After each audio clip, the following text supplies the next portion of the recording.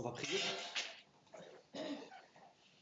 Seigneur, merci de ce rappel de ton amitié pour nous, de ce grand privilège que tu nous accordes, toi qui es le Créateur, le Saint et Tout-Puissant. Nous regarder avec amour, avec compassion, avec amitié, de nous dire ce que tu fais, de nous faire rentrer dans tes plans. On prie, Seigneur, que maintenant on puisse avoir un regard éclairé sur ta parole, la comprendre, la saisir. Je prie que tu viennes à mon secours, que tu bénisses aussi les moniteurs de la découverte de la Bible et qu'ils parlent de ta part et que chacun reçoive ta parole dans un cœur bien disposé. Au nom du Seigneur Jésus-Christ. Amen. Je commence avec une question. Est-ce que vous vous souvenez ce qui s'est passé le 5 septembre 2021 ?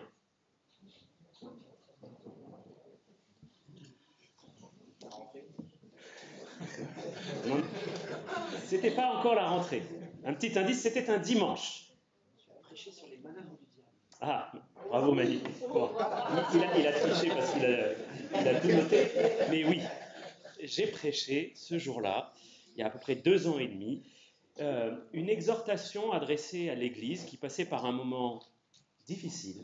De nombreuses personnes étaient éprouvées dans l'Église et j'y ai vu à ce moment-là les manœuvres du diable qui cherche à déstabiliser l'Église, cherche à déstabiliser les croyants, à empêcher ceux qui ne croient pas de venir au Seigneur. Et j'ai repensé ces dernières semaines à ce message que j'avais donné, parce qu'on est un petit peu dans une période semblable depuis quelques mois, avec son lot d'épreuves, son lot de difficultés. Il y en a plusieurs, de nombreuses personnes qui, parmi nous, traversent des épreuves plus difficiles qu'à l'accoutumée, qui ne sont pas simplement les contrariétés du quotidien, mais de l'épreuve de divers genres. Hein. C'est la maladie, des problèmes au travail, de la famille, des finances, et tout ce qu'il peut y avoir encore comme lot d'épreuves. Pour beaucoup, cette situation se prolonge et elle est difficile à vivre. Et je crois que c'est important qu'on se rende compte de cela collectivement, qu'on n'est pas chacun dans son coin à vivre avec son sac à dos bien lourd de difficultés, mais que c'est quelque chose qui est collectif. Parce que la parole de Dieu nous dit que quand un membre est éprouvé, il y a tous les autres qui souffrent. Hein, c'est en Corinthiens 12, 26. Si un membre souffre, tous les autres souffrent avec lui. Et ce qui est particulier quand plusieurs membres souffrent, quand de nombreux membres du corps de Christ dans une même assemblée souffrent, c'est qu'il y a moins de forces vives pour venir au secours des souffrants. Quand il y a une personne qui est éprouvée, le reste du corps de Christ peut faire bloc et se porter à plusieurs au secours de la personne qui est en difficulté. Mais quand il y a de nombreuses personnes qui sont dans la tourmente, il y a ces forces qui habituellement vont au secours des autres, se trouvent amoindries. On pourrait dire d'une certaine manière que le système immunitaire de l'Église est affaibli. Et c'est cette dimension collective de l'épreuve qui me fait réfléchir, et je voudrais partager avec vous plusieurs pensées à ce sujet ce matin, parce que ce que la souffrance produit en moi, c'est qu'elle me recentre sur moi-même. Elle a tendance à me faire me recroqueviller sur moi et à voir ma situation, mes problèmes, ma souffrance, ma difficulté, comment est-ce que je vais m'en sortir. Et de cette manière-là, je peux devenir petit à petit plus ou moins étranger à ce qui se passe autour de moi, au fait que d'autres aussi sont éprouvés et que, en fait, cette histoire, c'est pas tellement à propos de moi, ni à propos de l'autre, c'est un problème du corps de Christ. Quand tant de membres sont éprouvés à la fois, c'est qu'il y a une épreuve collective, ça devient une épreuve collective. Il n'y a pas que moi qui souffre. Et ça m'a amené donc à réfléchir sur cette dimension collective de l'épreuve. Bien sûr, nos épreuves à tous sont différentes. Il y en a un, ça va être dans la famille, l'autre, ça va être au travail, l'autre, c'est la santé. Chacun a sa particularité. Mais il y a quand même quelque chose de collectif dans les périodes semblables, comme il y a eu il y a 2 ans et demi, de nombreuses personnes passaient par des moments difficiles et qui duraient, avaient tendance à durer. Qu'est-ce que ça va produire de voir l'épreuve non plus comme quelque chose d'individuel, mais quelque chose de collectif? Voilà où je voudrais nous amener à réfléchir ce matin. Et la première pensée qui m'est venue à l'esprit, c'est que les difficultés révèlent notre fragilité. En particulier quand elles sont vécues collectivement, de cette manière-là, ça apparaît de manière beaucoup plus flagrante. C'est sûr, quand on est éprouvé, on peut goûter à sa propre fragilité, parce que il suffit qu'on soit quelques semaines dans la difficulté pour que la joie s'éteigne progressivement, pour que le moral descende, pour que notre foi commence à trembler, à chanceler, et que finalement le découragement s'installe, voire même le doute, l'incrédulité. Et en réfléchissant à cette question de notre fragilité, j'ai vu 2 aspects. Un aspect négatif de la fragilité, et puis un aspect, aussi surprenant que ça puisse paraître, un aspect vraiment positif. Cette fragilité, elle est négative en ce qu'elle montre que notre joie est finalement très ancrée dans les circonstances. Parce que quand les circonstances changent et que notre joie s'éteint, c'est parce que notre joie, nous la puisons dans les circonstances, dans le fait que tout va bien ou plutôt bien, et qu'on ne la puise pas tellement dans le Seigneur. Et en ceci, ça me paraît être quelque chose de négatif, parce que nous devrions puiser notre joie dans le Seigneur. C'est quelque chose qui a été d'ailleurs abondamment dit ce matin pendant la première partie. Le Christ est notre joie, il est notre paix. Mais quand les épreuves nous secouent et que d'un seul coup on devient tout triste, abattu, ça révèle que notre joie n'est pas la joie spirituelle, la joie du Saint-Esprit, la joie du Seigneur. Que c'est une joie qui est liée aux circonstances. L'aspect plus positif de cette fragilité, c'est qu'on devient conscient qu'on est fragile. Et ça, je trouve que c'est quelque chose de très positif. On va regarder un passage ensemble dans le psaume 39, les versets 5 à 8. Psaume 39, versets 5 à 8.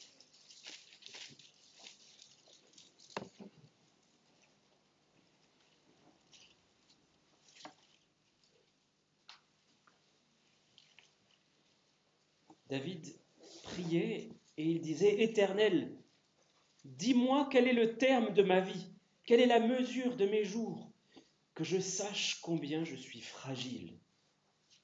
Voici, tu as donné à mes jours la largeur de la main, ma vie est comme un rien devant toi. Oui, tout homme debout n'est qu'un souffle.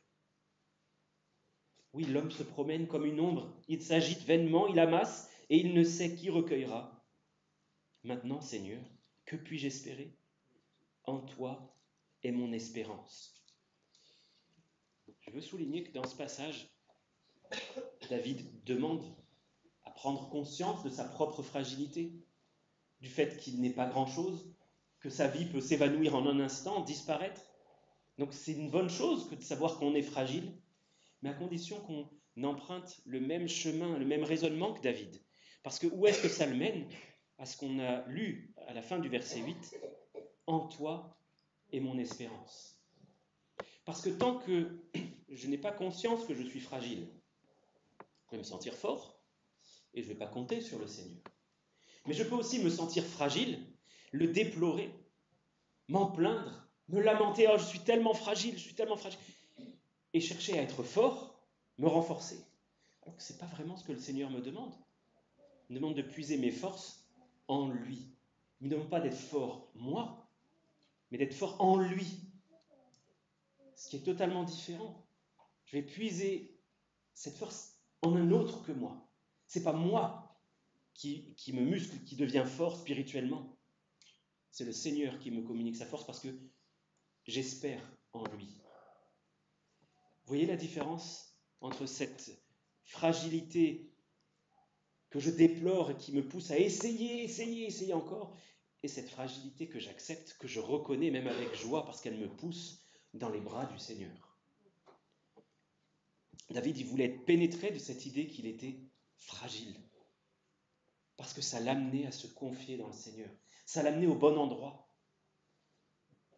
Et est-ce que l'épreuve, quand elle est vécue collectivement par autant de monde, elle n'est pas permise par Dieu pour nous amener à prendre conscience que nous sommes fragiles, pour nous pousser dans les bras du Seigneur, pour que collectivement, tous ensemble, en tant que corps de Christ, on aille se réfugier dans ses bras et puiser notre force en lui.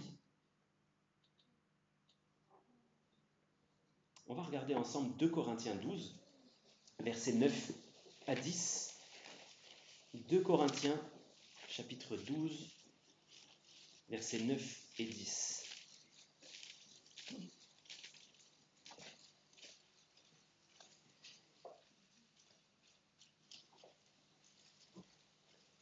L'apôtre Paul expérimentait la faiblesse, la fragilité de sa condition. Alors on aura tendance à dire, oui, l'apôtre Paul, c'est quelqu'un de fort. Il a réussi à faire de grandes choses pour le Seigneur. Mais il dit aussi, j'ai une écharde qui me rend faible. Et quand il demande au Seigneur de lui enlever cette écharde, le Seigneur lui dit, non. Il dit, ma grâce te suffit, car ma puissance s'accomplit dans la faiblesse. La puissance de Dieu, donc, s'accomplit dans notre faiblesse à nous, hommes. Et il continue, je me glorifierai donc bien plus volontiers de mes faiblesses, afin que la puissance de Christ repose sur moi. C'est pourquoi je me plais dans les faiblesses, dans les outrages, dans les calamités, dans les persécutions, dans les détresses pour Christ. Car quand je suis faible, c'est alors que je suis fort. Nous avons là une occasion à saisir pour chercher la véritable force qui n'est pas en nous-mêmes, mais qui repose dans une communion étroite avec le Seigneur. Parce qu'en réalité, c'est ça. Si on veut être fort, c'est reconnaître qu'on n'est rien, qu'on est fragile, qu'on est faible, et que la force est en Christ.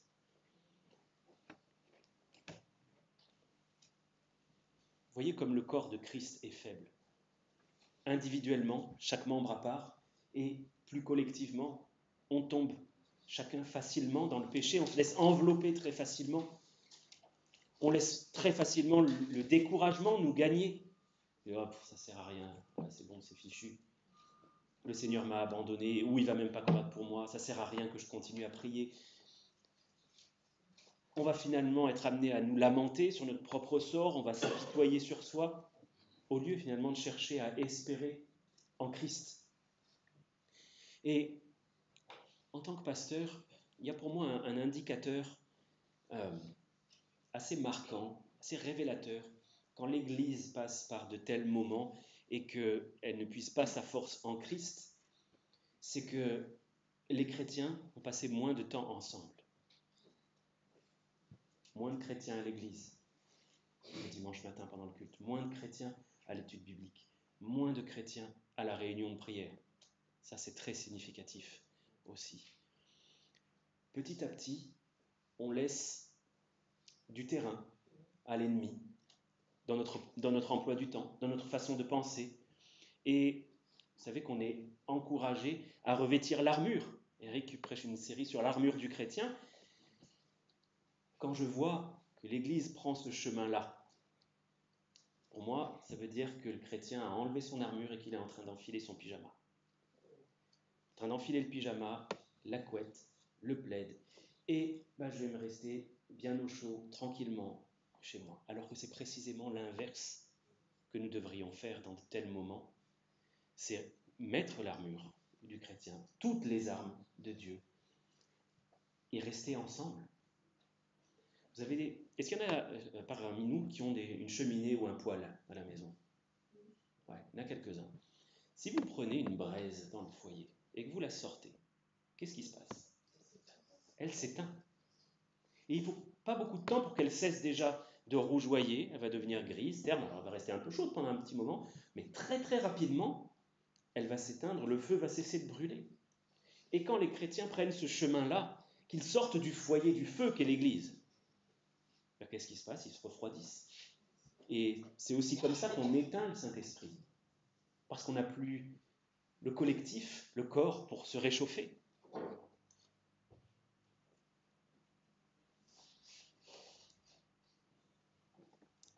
savez, la parole de Dieu, quand elle veut dépeindre le peuple d'Israël qui est dans la défaite, elle le représente comme chaque personne qui s'enfuit chacun de son côté. Ce n'est pas une défaite collective où tout le monde perd, c'est chacun individuellement qui s'enfuit par son propre chemin. C'est comme ça que la Bible décrit la défaite du peuple de Dieu face à l'ennemi. Parce que ce n'est pas un combat qui est mené collectivement.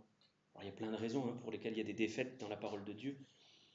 Mais gardons ça en mémoire, parce qu'on est appelé à vivre les choses comme un corps.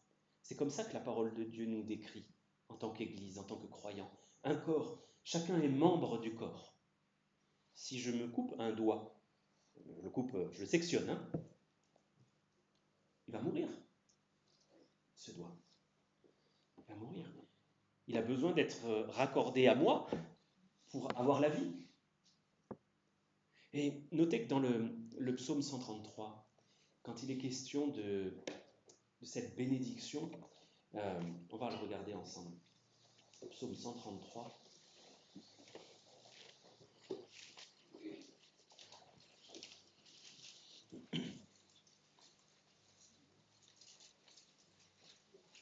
Je lis le verset 1. Voici, oh qu'il est agréable, qu'il est doux pour des frères de demeurer ensemble. C'est comme l'huile précieuse qui, répandue sur la tête, descend sur la barbe d'Aaron, qui descend sur le bord de ses vêtements. C'est comme la rosée de l'Hermon qui descend sur les montagnes de Sion. C'est là que l'Éternel envoie la bénédiction, la vie pour l'éternité. Quand nous sommes face à l'épreuve, ce n'est pas le moment de se replier chacun chez soi.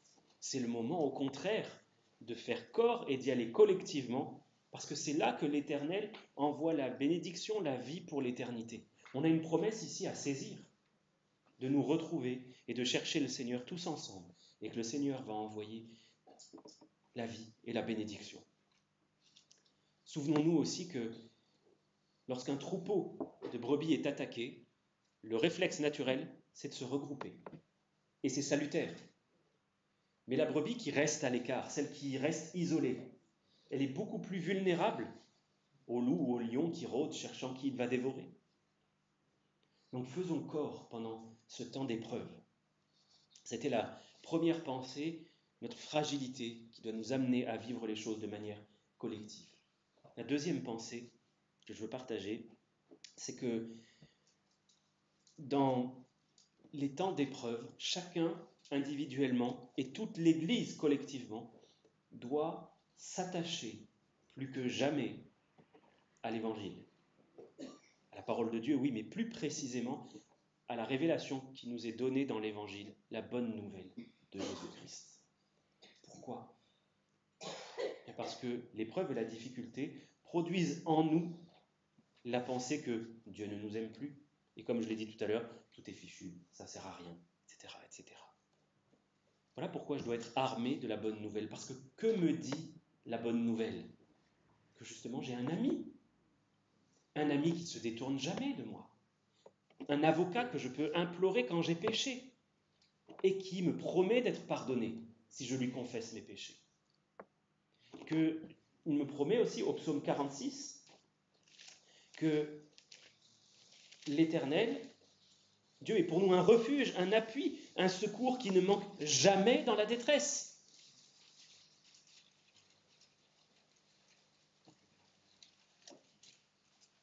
Nous voyons au travers de la vie de Jésus qu'il n'a jamais abandonné ses disciples, même quand ses disciples péchaient. Il avait parfois à leur faire quelques petites remontrances, à pointer leur manque de foi, leur incrédulité, leur mauvaise façon de penser, mais il ne s'est jamais détourné d'eux. Il n'a jamais dit oh, « j'en ai marre, vous êtes des cas désespérés, c'est bon, rentrez chez vous ». À aucun moment il a dit ça. Et justement parce que c'est dans ces moments qu'on est amené à douter le plus, c'est dans ces moments qu'on est appelé à faire le plus gros effort pour nous enraciner dans l'Évangile, pour y rester attaché et refuser que l'ennemi gagne la partie en installant en nous un découragement de quelque sorte. Il ne faut pas qu'on perde de vue Jean 3,16.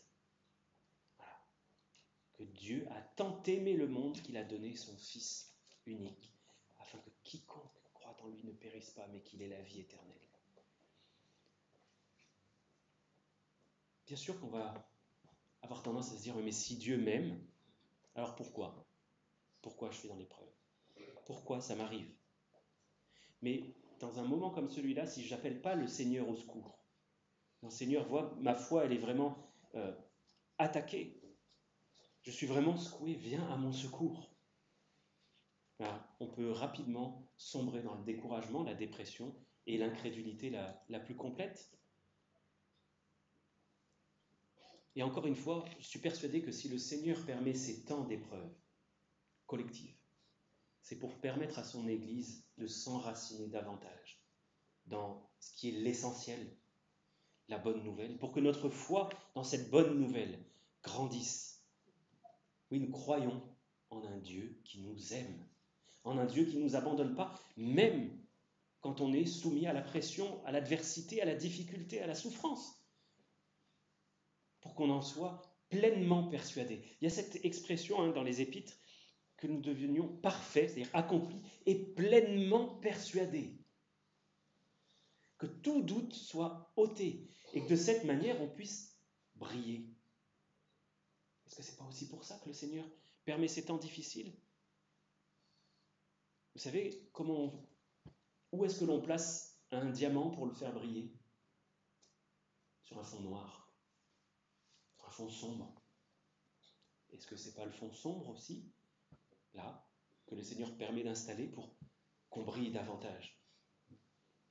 Et dans ces temps-là, vous pouvez demander au Seigneur de vous remplir de sa joie et de sa paix. Une joie et une paix qui ne vont pas dépendre des circonstances. Sa paix et sa joie à lui. Vous savez ce qu'a fait Job quand il était au plus profond de son épreuve ? Le pauvre Job, il ne comprenait plus rien à ce qui lui arrivait. Il ne comprenait plus rien. Et il a plongé ses regards dans l'Évangile. Alors c'est surprenant, parce que Job, c'est probablement le premier écrit de la Bible, le plus ancien. Et il avait une connaissance de l'Évangile tellement longtemps avant la venue du Seigneur Jésus. Moi, ça me bluffe. Regardez dans Job 19, versets 25 à 27. Job, chapitre 19, versets 25 à 27.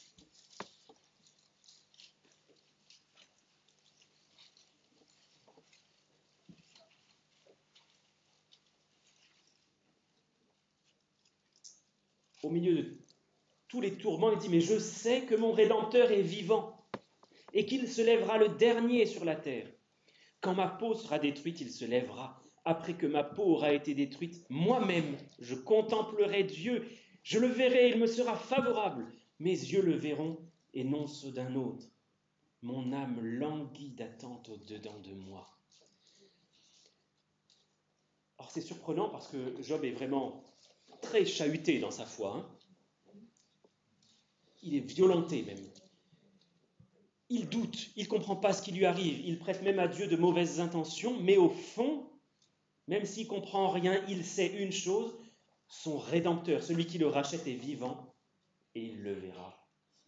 Et en fin de compte, il lui sera favorable. Alors que tout la laisse penser que Dieu ne l'aime pas. Il tourne ses regards vers ce qui l'habite au plus profond, cette foi primordiale. Mon Rédempteur est vivant, je le verrai, il me sera favorable.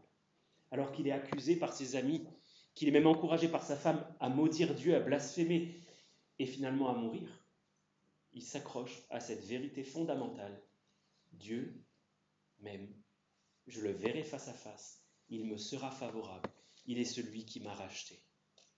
Ne laissons pas le doute s'installer d'aucune manière sur la question de l'amour de Dieu, sur le fait qu'il nous est favorable, parce qu'il a donné son Fils pour nous donner une preuve qu'il nous est favorable.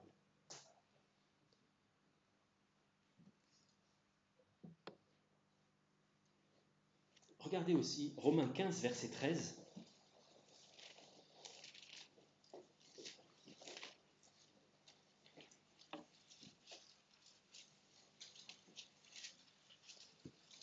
Romains 15, 13. Et pour nous exhorter à chercher dans les temps de détresse le Seigneur plus ardemment, pour rechercher la joie, la paix profonde qui habite le cœur du croyant, ceux qui ont confiance.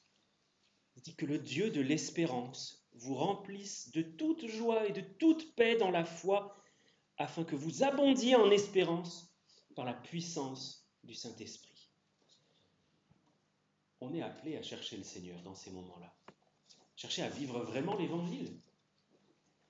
L'apôtre Paul disait, soyez toujours joyeux. Toujours. Est-ce qu'on est toujours joyeux? Non, mais on est appelé à chercher ça. À revêtir cette attitude-là. Dire, Seigneur, remplis-moi de cette joie. Remplis-moi de cette paix qui ne s'arrête jamais. Je te veux toi, Seigneur.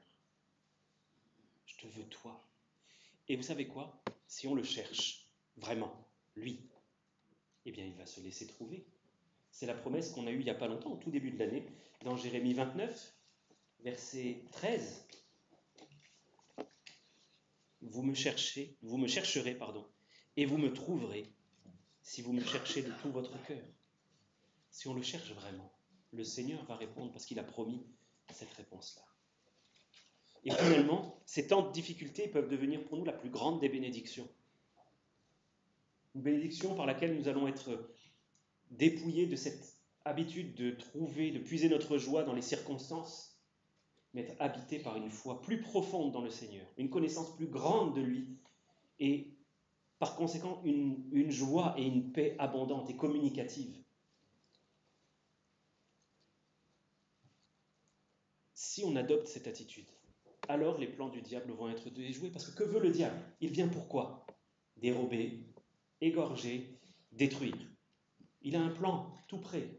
C'est un plan de massacre qui ne contient aucune zone lumineuse. C'est sombre, c'est noir, c'est la destruction.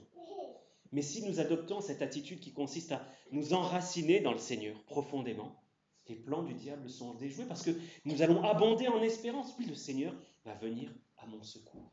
Je le cherche parce que je sais qu'il va me répondre, parce qu'il l'a promis. Et ça produit un fruit qui est totalement différent.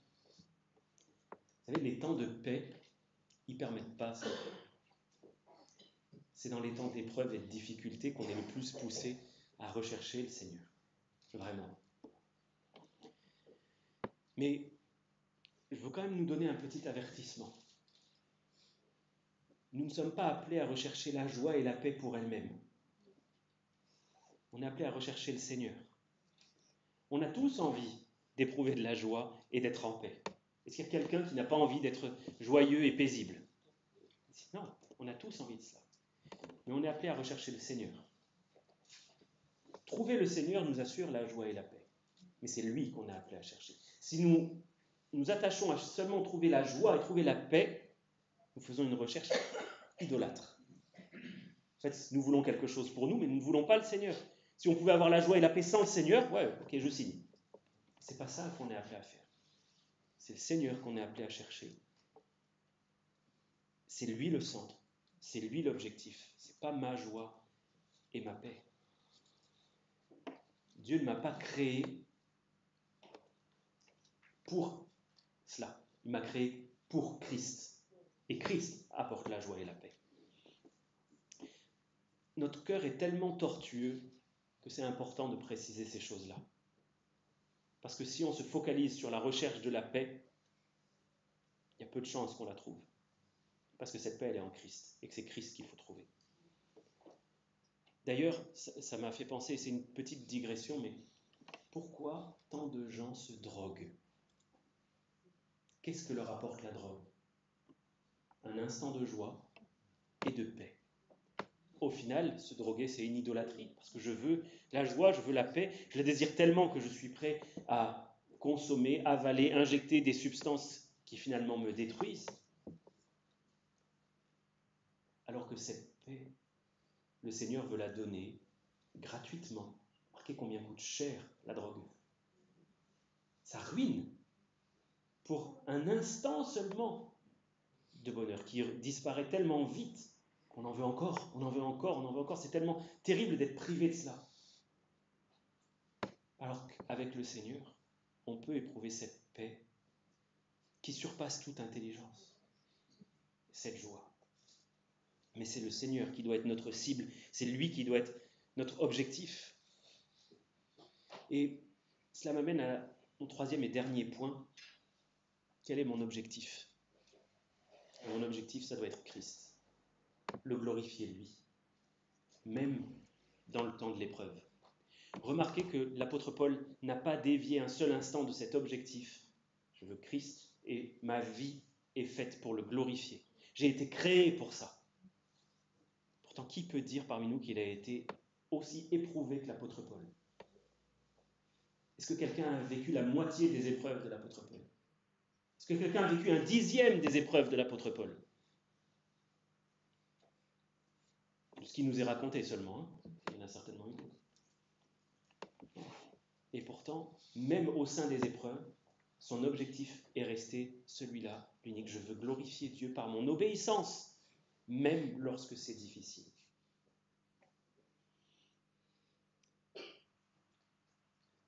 Encore une fois, les temps d'épreuve et de difficulté, ils ont tendance à nous recentrer sur nous-mêmes, sur notre situation. Et c'est compréhensible, hein, qu'on ait envie de sortir de la difficulté. Mais gardons cet objectif primordial.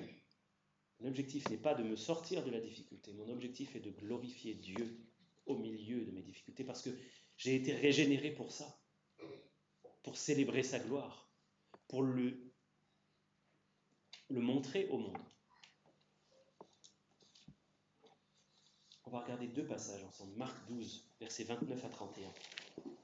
Marc 12.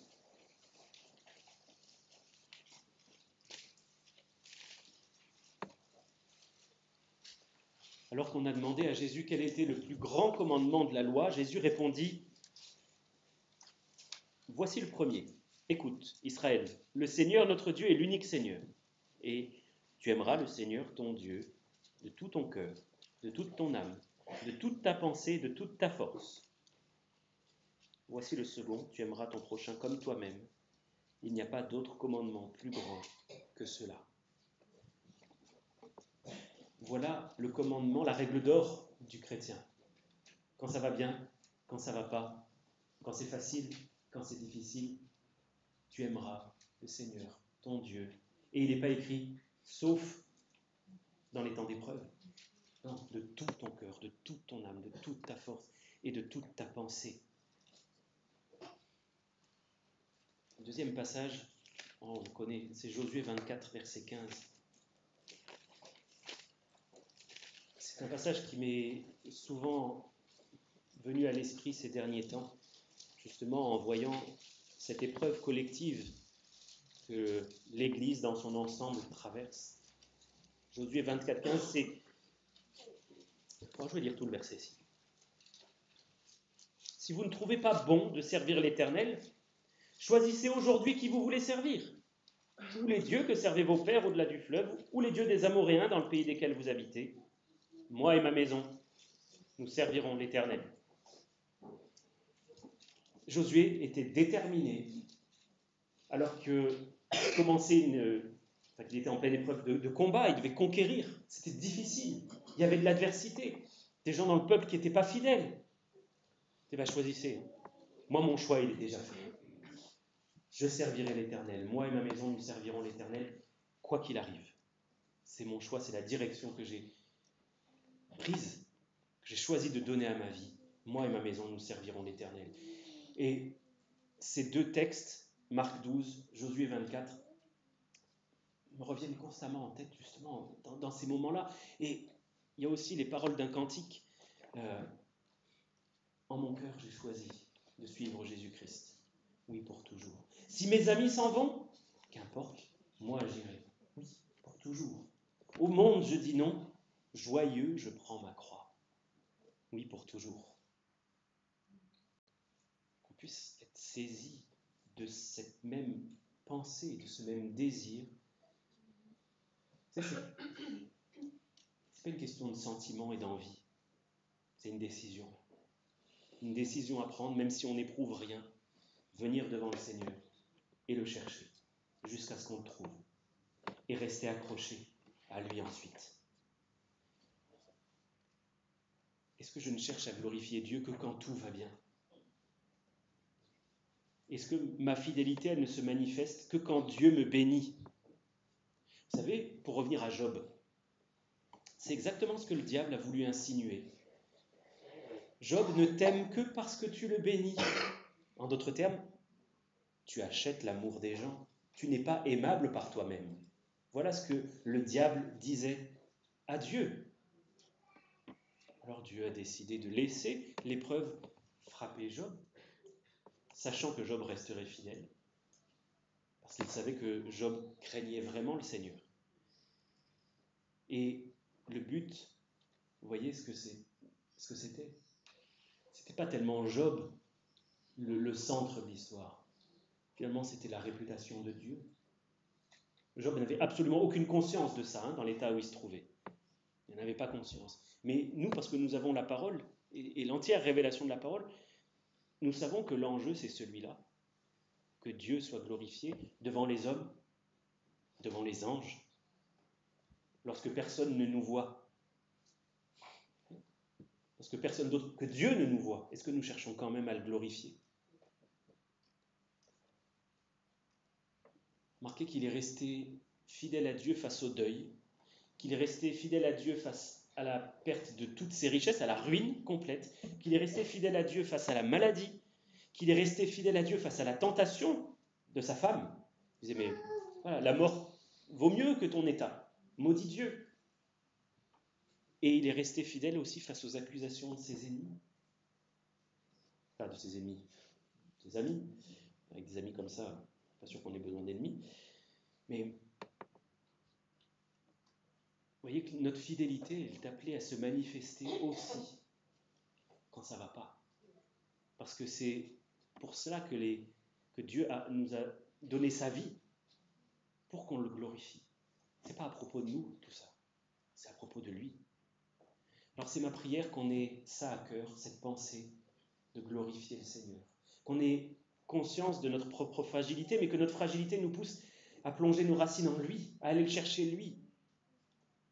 Qu'on soit attaché à l'Évangile et qu'on rayonne de la joie de ceux qui croient qu'ils sont profondément aimés, quelles que soient les circonstances.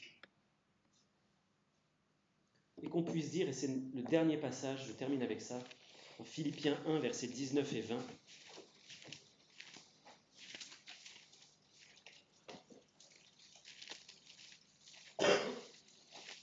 Philippiens 1, versets 19 et 20. L'apôtre Paul dit ça alors qu'il est emprisonné. Il y a même des chrétiens qui essayent de lui nuire, rendez-vous compte. Il dit, je sais que ça tournera à mon salut, grâce à vos prières et à l'assistance de l'Esprit de Jésus, selon ma ferme attente et mon espérance que je n'aurai honte de rien. Mais maintenant, comme toujours, Christ sera glorifié dans mon corps avec une pleine assurance, soit par ma vie, soit par ma mort. Car Christ est ma vie et mourir m'est un gain.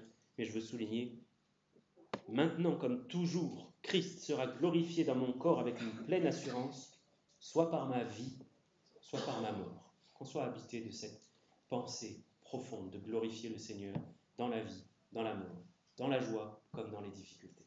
On va prier ensemble.